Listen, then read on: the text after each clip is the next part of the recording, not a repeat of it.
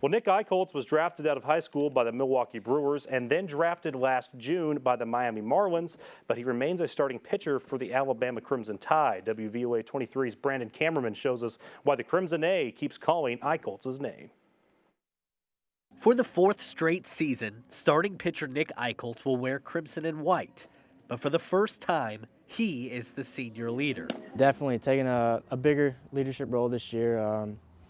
As you can see, he's got the great stuff, and he's just so baseball well-minded. And that's what caught new head coach Greg Goff's attention when he took over the job in June. Coach Goff called me the very first day that he got hired, late that night. I was actually sleeping. He woke me up, and he was just like, I'd like to introduce myself. Coming in as a new coach, he was somebody that I felt like was my #1 recruit.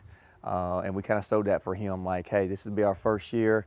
I want you to be our guy to kind of lead us this year. Regardless of how his senior season goes, Eicholtz has put his stamp on the Crimson Tide. But it's important to remember, he could have been a Milwaukee Brewer. He could have been a Miami Marlin, but he has remained a member of the Crimson Tide. What I've learned over the years that, wearing the A on your chest is one of the biggest, rewards in life. But at the end of the 4 years, there is another reward, his third and final time being drafted.